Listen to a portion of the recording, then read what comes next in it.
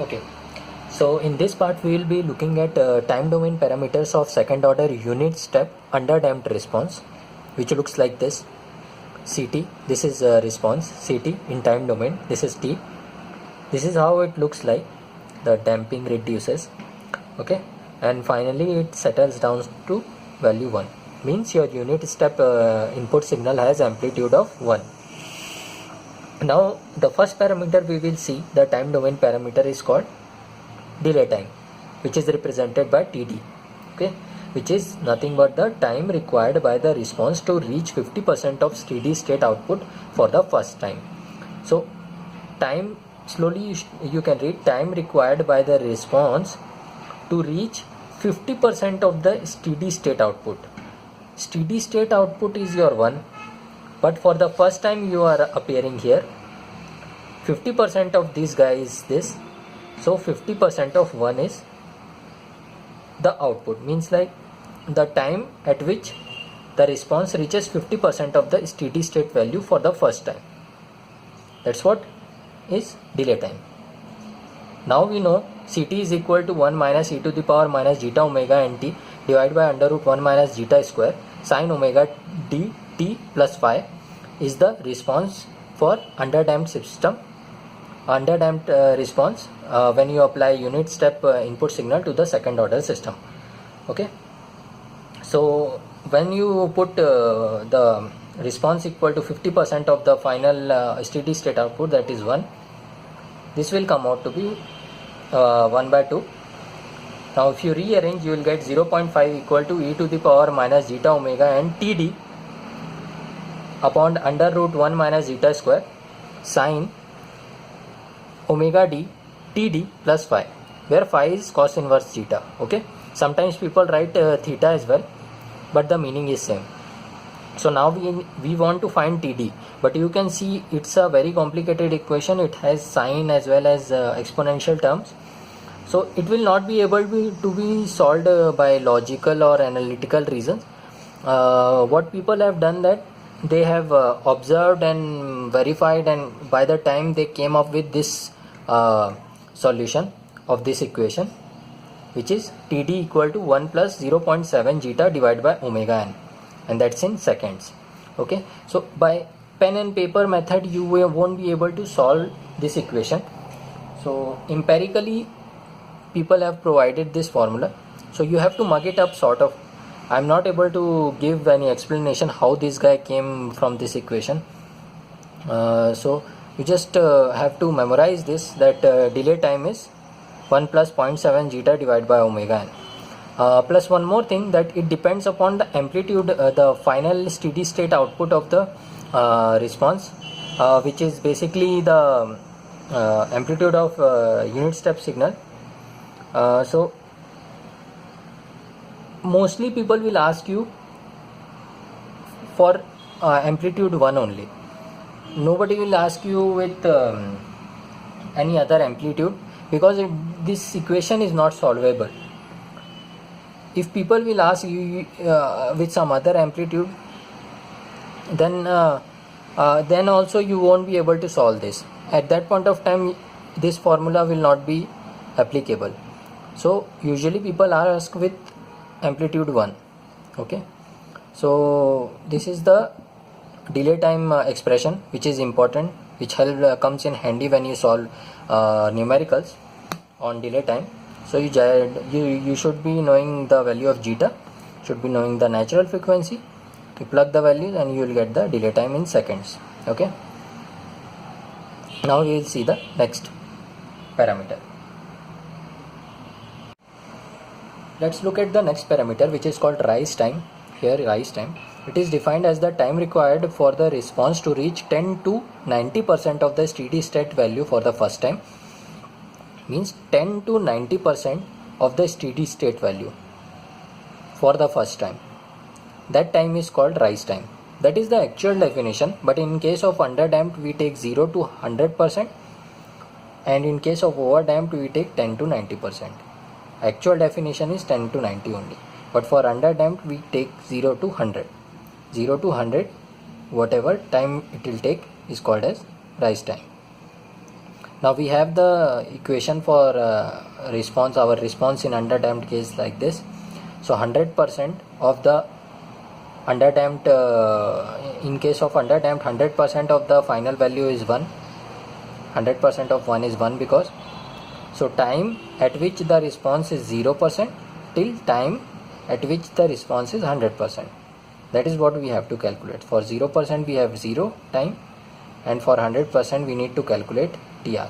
Okay, so 1 minus e to the power minus zeta omega and TR divided by under root 1 minus zeta square sin omega t TR plus phi.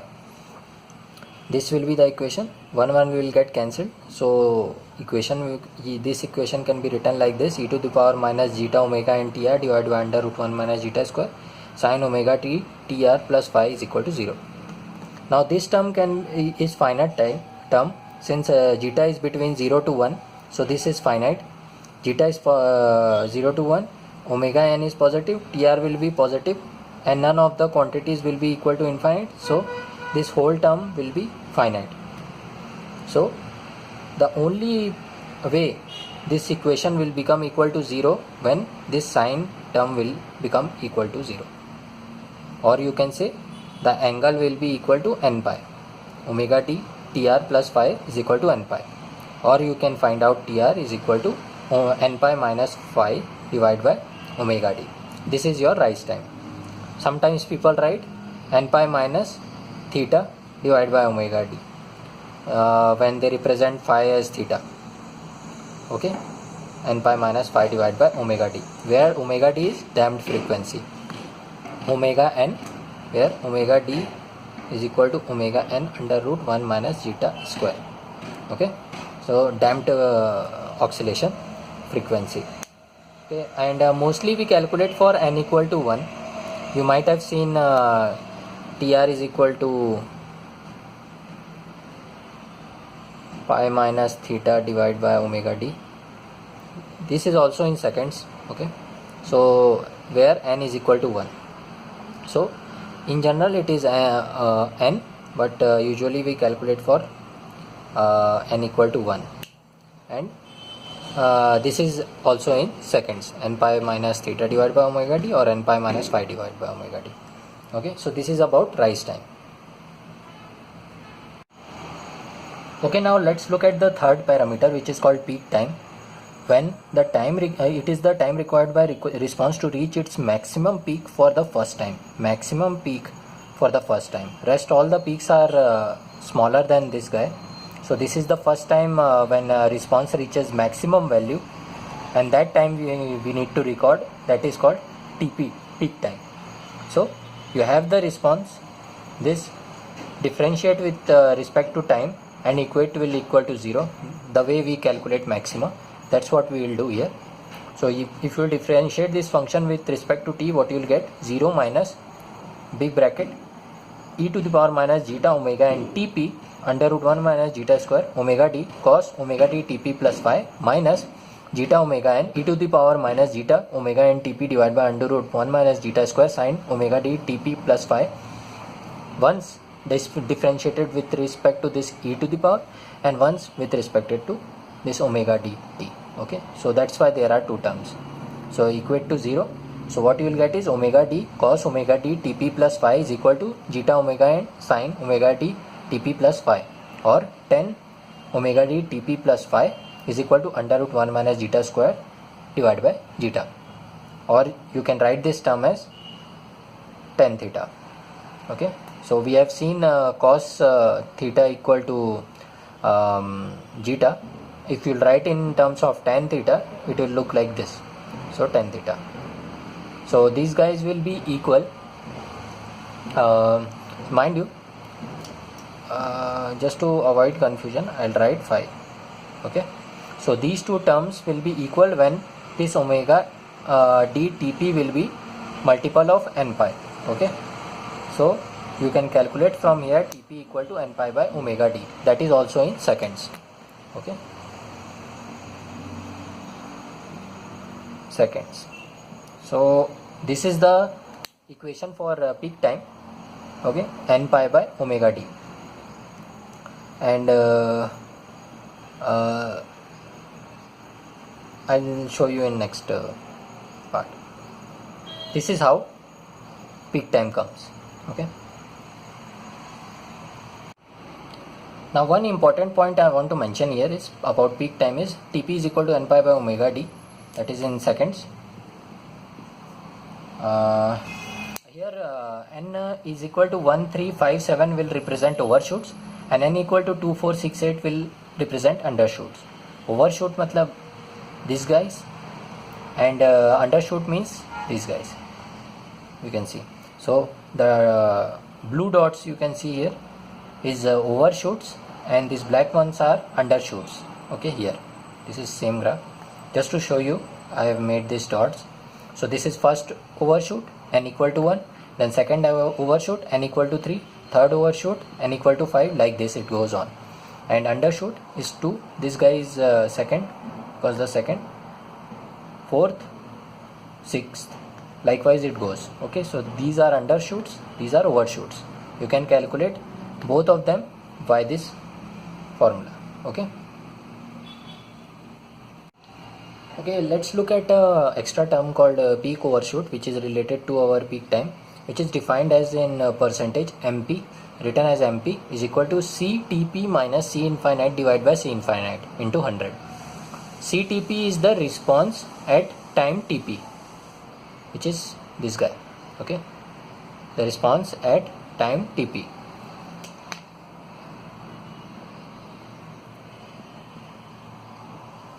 And T infinite is the steady state response value, okay, which is 1 here. So this is the definition of peak overshoot.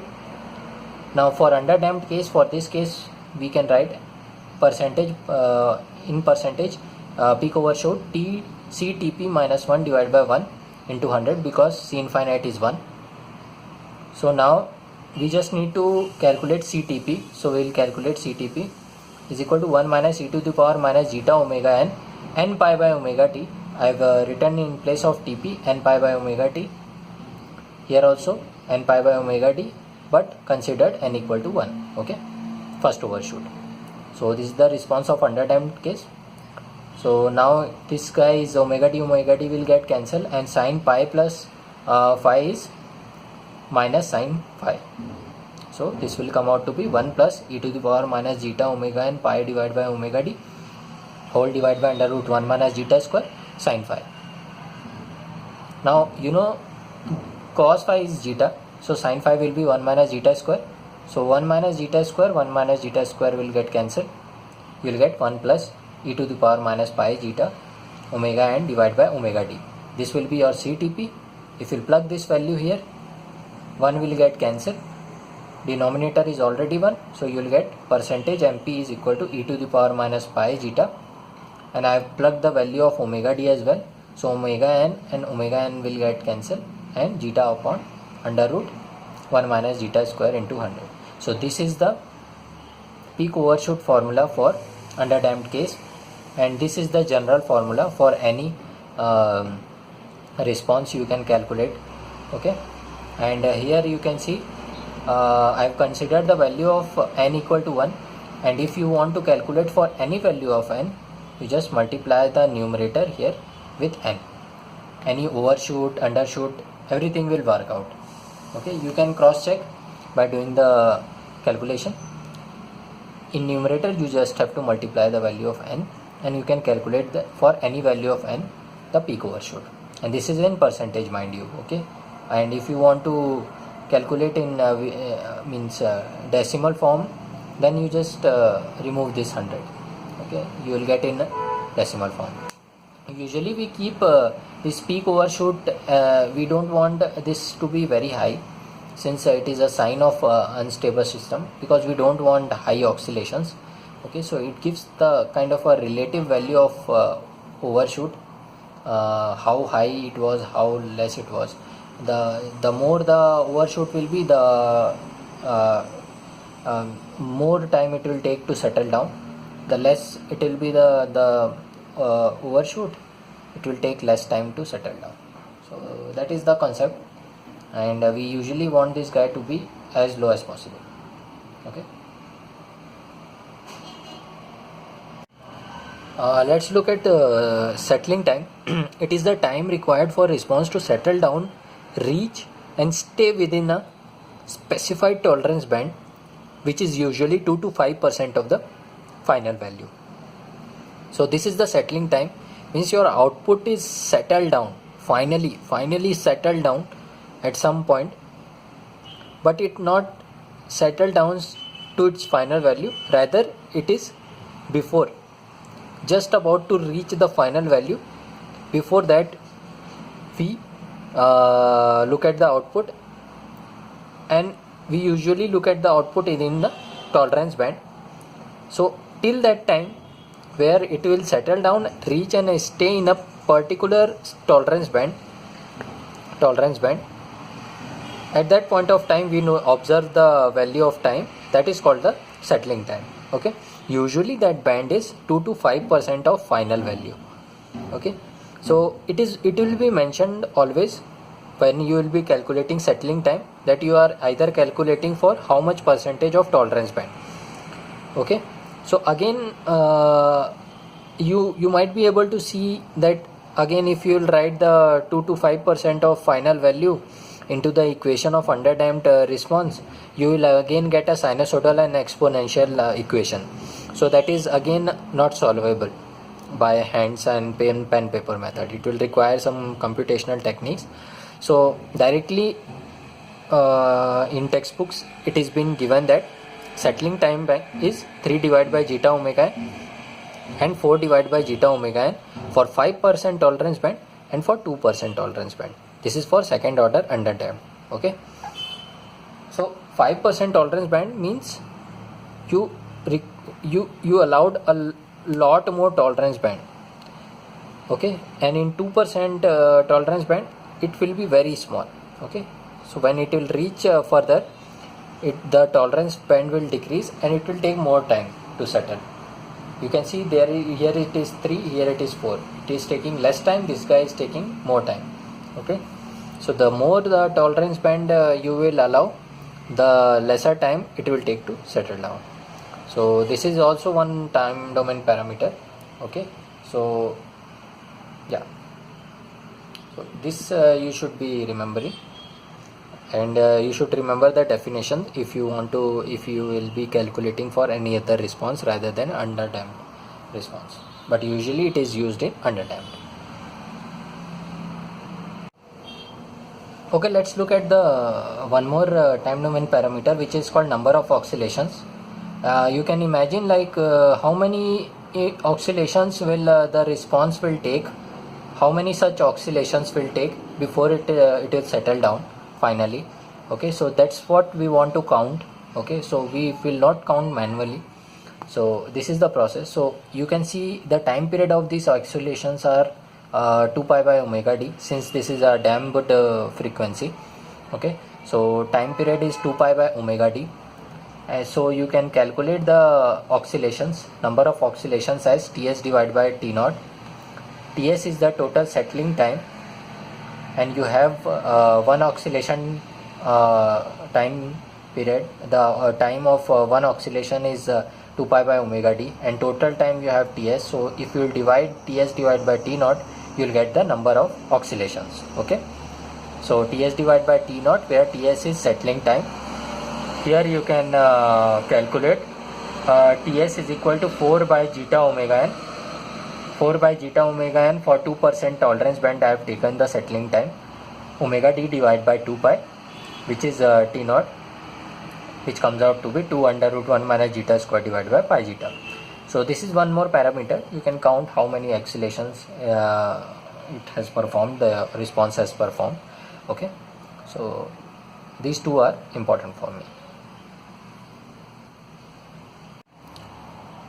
Okay, just to summarize this time domain parameters in one frame, this is the summary. So we saw that Td is equal to 1 plus 0.7 zeta divided by omega n in seconds. Tr is n pi minus theta divided by omega d, or n pi minus phi divided by omega d, that is also in seconds. Mind you, this theta is in radians. Okay, not a degree, not degree.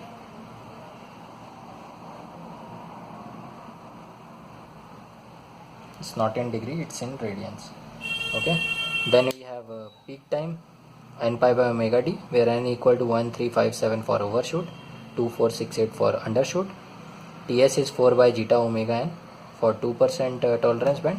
For 5% it is 3 by zeta omega n.